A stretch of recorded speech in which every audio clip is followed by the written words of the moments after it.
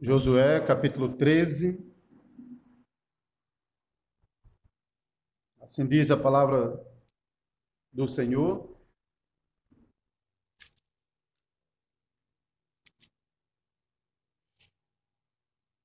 Até o versículo 13.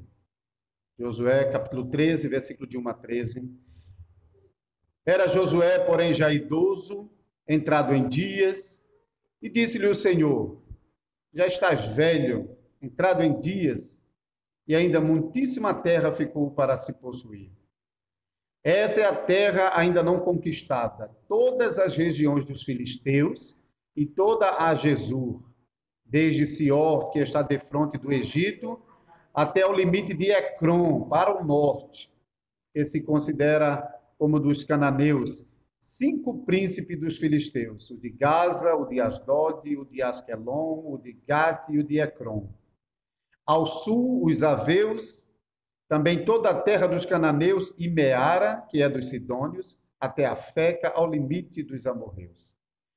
E ainda a terra dos gibleus e todo o Líbano para o nascente do sol, desde Baal-Gade ao pé do monte Hermon até a entrada de Amate.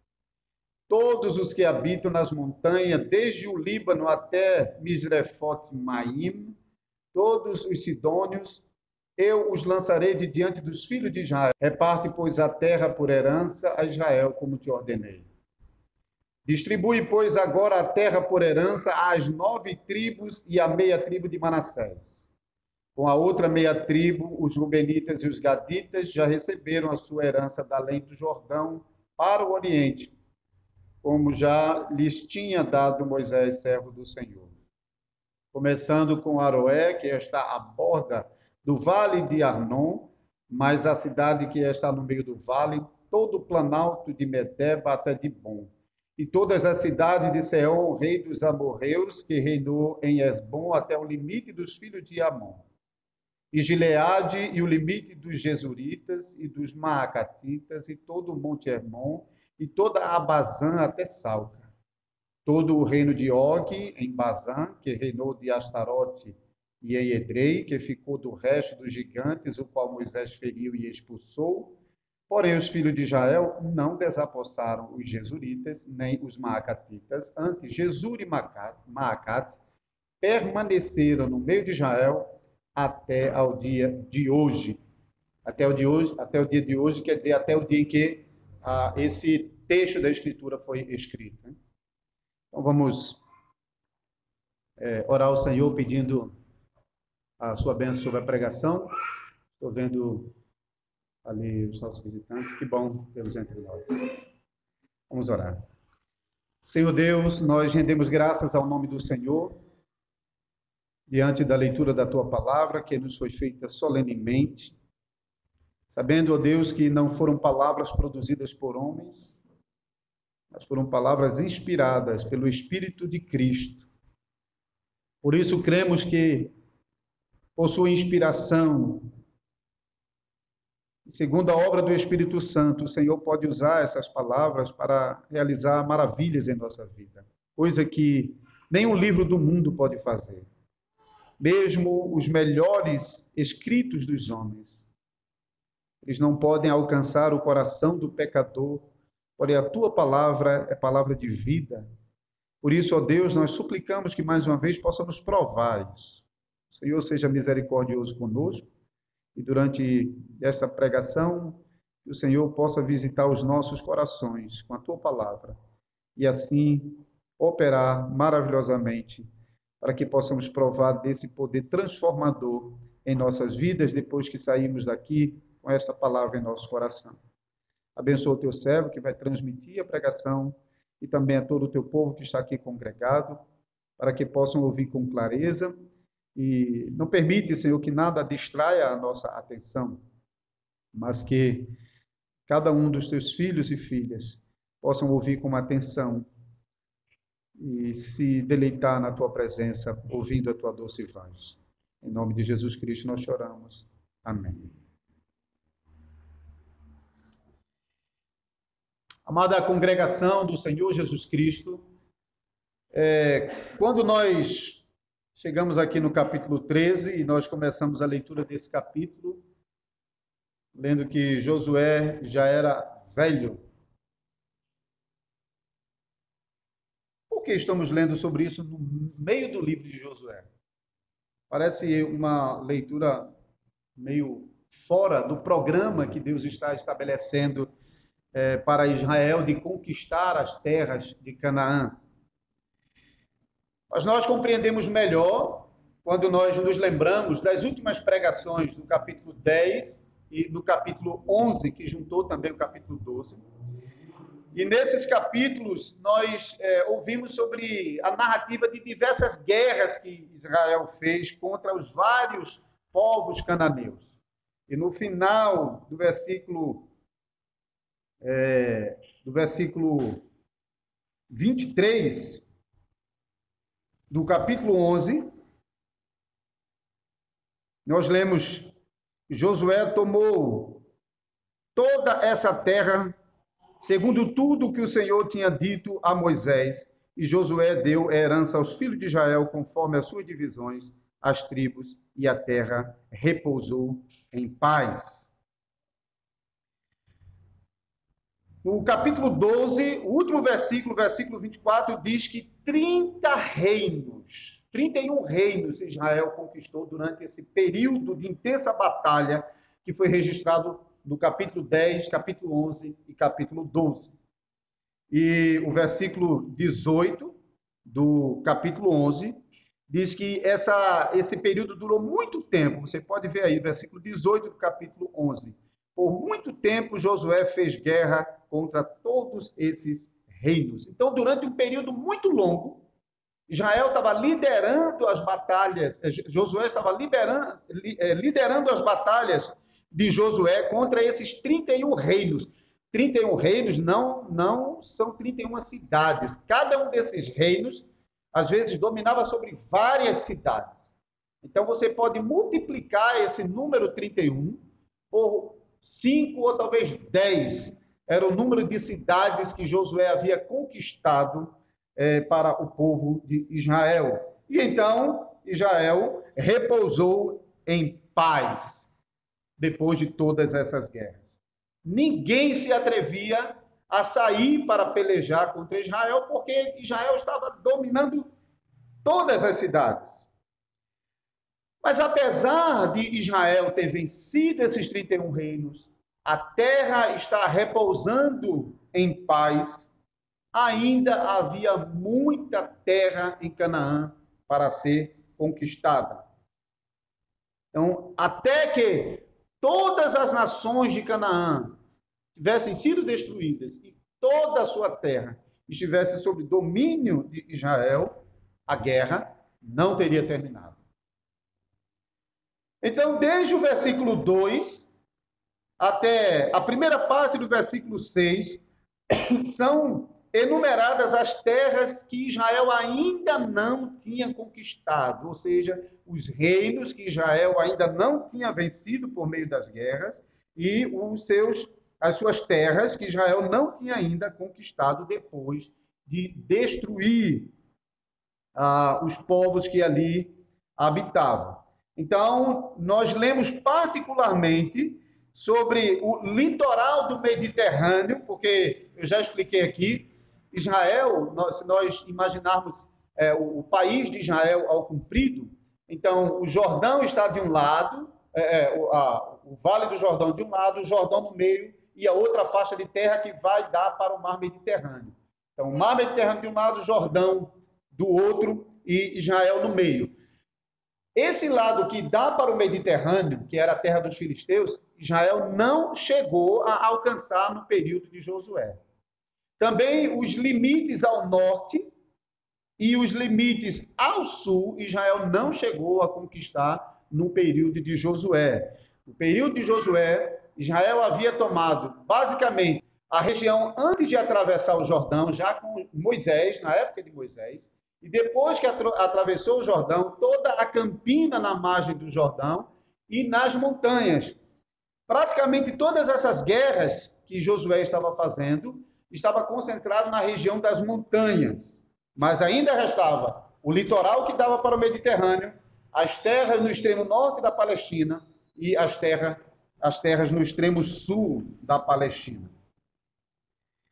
E o versículo 13, o último versículo, diz ainda que, mesmo além das terras já serem ainda conquistadas, existiam alguns povos que estavam no meio das terras conquistadas, mas que Israel ainda não tinha conseguido expulsá-las. Você vê isso no versículo 13. Mas a essa altura, e é possível que esse período de guerra, existem vários cálculos, mas é possível que ele tenha durado um tempo suficientemente longo, entre 30 e 40 anos de peleja. Então, Israel saiu do Egito e entra 40 anos depois em Canaã, e os próximos 30 ou 40 anos, Israel está pelejando contra as nações de Canaã. Mas agora Josué já está velho, conforme nós lemos no versículo 1. Josué está já perto de 100 anos. Josué morreu com 110 anos. Você vê isso no final do livro, no capítulo 24, versículo 29. Então, já bem velho, bem perto já do final de sua vida, Josué não tinha mais condição de continuar liderando as guerras do povo de Deus. Estava realmente avançado em idade para isso.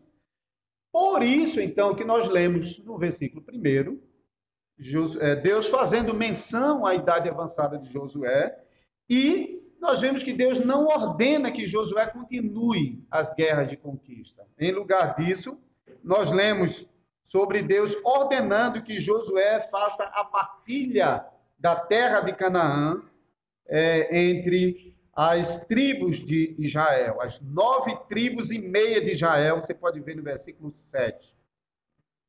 Os irmãos se lembram que a nação de Israel estava dividida entre as 12 tribos de Israel, que vinha da descendência de Jacó. Então, 9 tribos e meia, porque 2 tribos e meia já haviam recebido a sua porção antes de atravessar o Jordão. Nós falamos sobre isso na primeira pregação em Josué 1, que os homens das 2 tribos e meia procuraram a Josué para falar sobre a posse da terra, e Josué disse que eles poderiam possuir a terra, mas eles deveriam atravessar o Jordão e pelejar com seus irmãos. Nós falamos isso na primeira pregação. Mas a herança deles ficou na margem anterior do Jordão, fora de Canaã.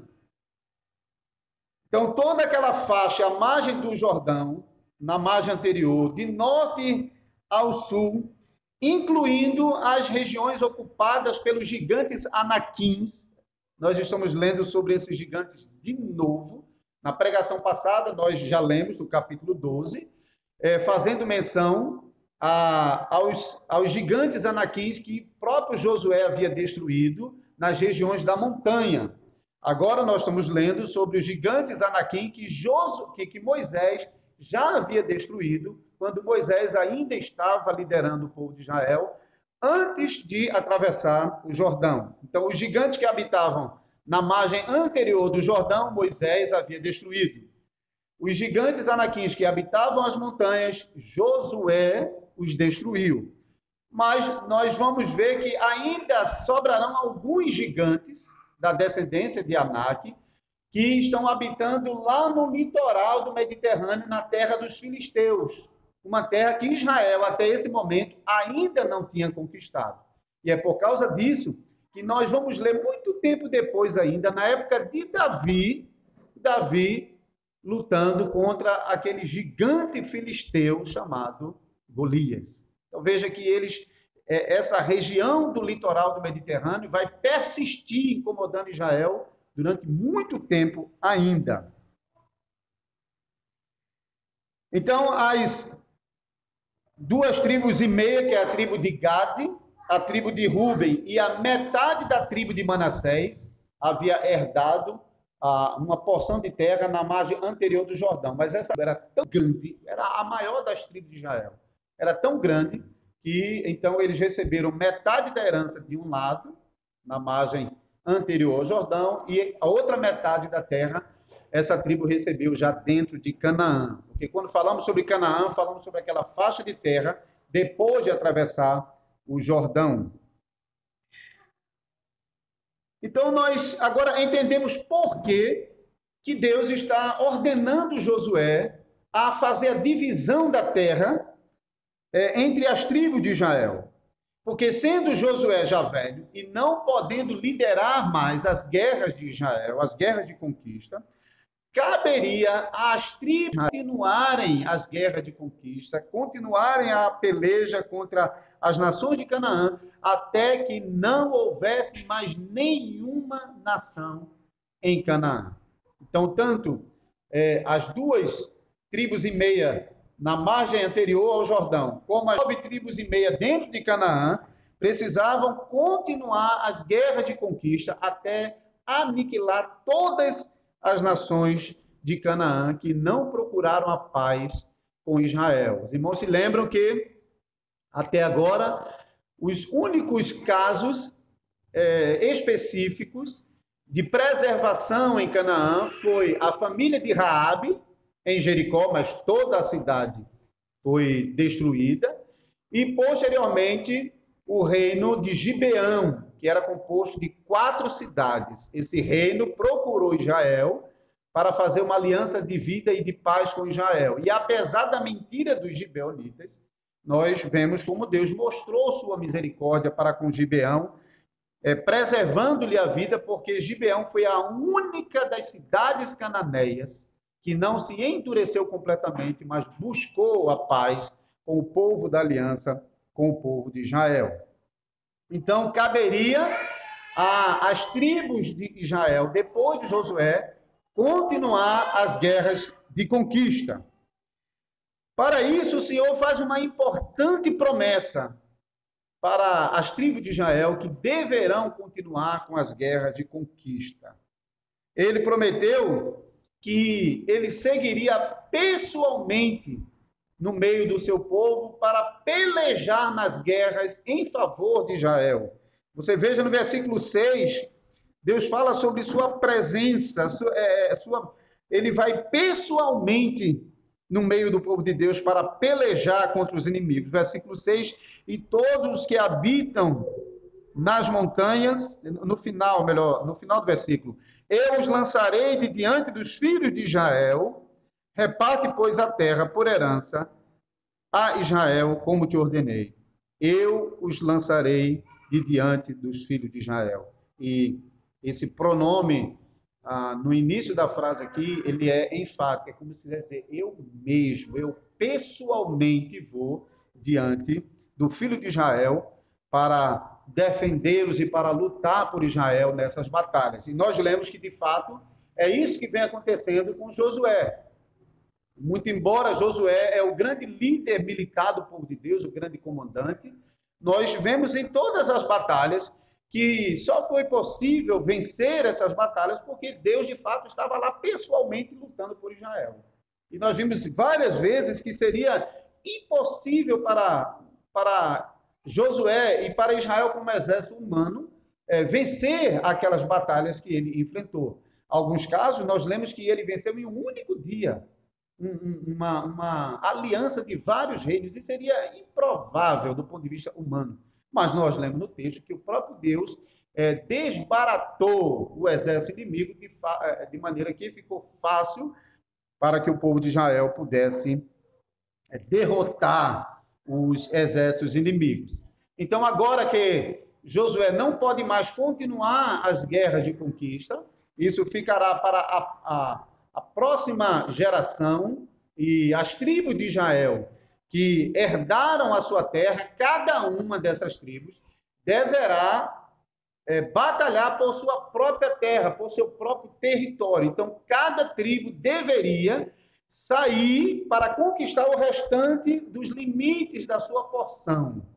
Isso a gente vai ler mais sobre isso em Juízes. O livro de Juízes começa exatamente assim, perguntando quem é que vai sair à peleja. E aí a tribo de Judá se apresenta como aquela primeira que vai sair para a conquista. Então, todas as tribos que receberam a demarcação do seu território, mas ainda não tinha dominado completamente o seu território, caberia a cada uma dessas tribos sair para pelejar com as nações, contra as nações cananeias que estavam dentro do seu território e assim eliminar todas elas conforme o Senhor havia ordenado, e eles poderiam continuar essas guerras de conquista na certeza de que Deus daria a posse da terra a eles, porque o Deus que prometeu é fiel. E o mesmo Deus que esteve com Josué e com o povo para dar vitória em todas as batalhas que eles pelejaram, é o mesmo Deus que estaria com as tribos de Israel para garantir a vitória de cada uma delas. E assim, Canaã ser um território completamente livre das nações pagãs. Isso era o propósito, isso era a promessa que Deus havia feito a Israel. Então, em resumo, irmãos, essa passagem que nós acabamos de ler, Deus havia prometido dar a Israel toda a terra de Canaã e não uma parte dela. Realmente a promessa era toda a terra de Canaã. É por isso que muitas vezes, como aqui no capítulo 13, nós estamos lendo sobre os limites de Canaã. E o livro de Josué começou exatamente assim. Você pode voltar ao primeiro capítulo de Josué, versículos 2 a 4.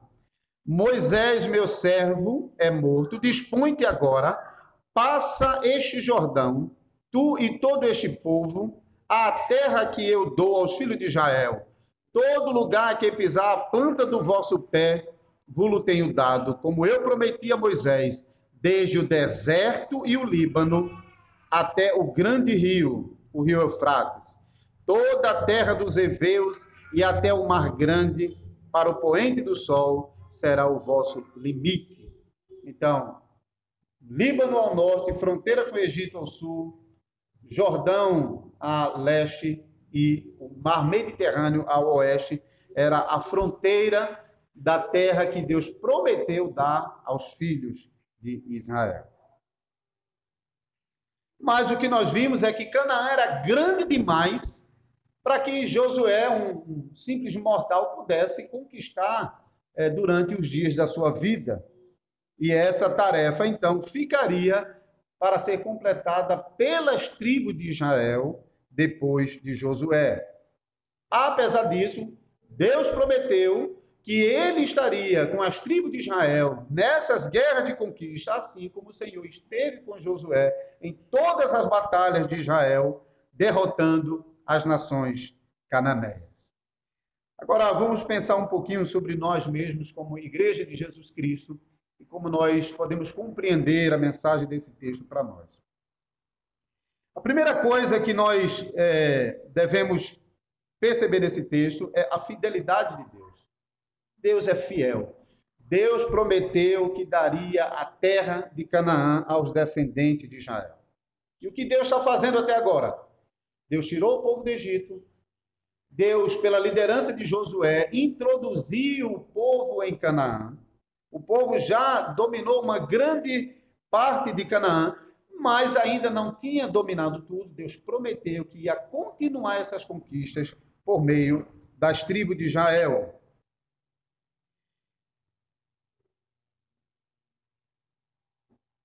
Nós, como Igreja de Jesus Cristo, nós fazemos parte dessa promessa. A promessa de um reino, o reino do nosso Deus. Porém, a Israel, a promessa desse reino se deu com a promessa de posse de Canaã. Os limites de Canaã foi dado como possessão aos filhos de Israel. Mas a Igreja de Cristo Jesus, ela recebeu o mundo como a sua possessão. Nós não recebemos uma porção de terra, nós não estamos pelejando para restabelecer o país de Canaã lá na Palestina, em Israel, como infelizmente muitas igrejas têm se juntado em um grande ideal para fazer, como se o cumprimento da promessa de Deus fosse o restabelecimento de Israel como uma nação pactual. Enquanto nós lemos em várias passagens da Escritura, como Romanos 11, de que os gentios, os povos do mundo, foram introduzidos na promessa de tal maneira que a promessa que antes dizia respeito a Israel, agora foi estendida para o mundo. Portanto, a promessa para a igreja é o mundo. Os limites do território da habitação da igreja é o mundo. Por isso nós lemos até o Senhor Jesus Cristo ensinando a igreja para nós anunciarmos o reino de Deus, onde? Em nossa região, em nosso país, até os confins da terra. O limite da promessa para a igreja é os confins da terra. E nós lemos em 1 Coríntios 6:2 que a igreja recebeu o poder de dominar e de julgar o mundo, e não apenas sobre uma pequena porção de terra. E é isso que a igreja está fazendo dia após dia, avançando pelo mundo com a proclamação do evangelho, na esperança de que alcancemos os limites estabelecidos pelo Senhor e assim o nosso Cristo apareça nas nuvens do céu para estabelecer o seu reino eterno. Em terceiro lugar, irmãos, como igreja de Cristo, nós devemos continuar com a peleja. Eu já mencionei em pregações anteriores que a igreja de Cristo não peleja com as mesmas armas que Israel pelejava no Antigo Testamento. Israel era um reino terrenal, por isso recebeu uma porção fixa de terra. Mas nós lemos também que para que Israel possuísse aquela terra, ele deveria destruir todas as nações. O próprio Deus já havia sentenciado todas as nações de Canaã à completa destruição. Então, a posse da terra de Canaã estava ligado com o juízo de Deus sobre os cananeus.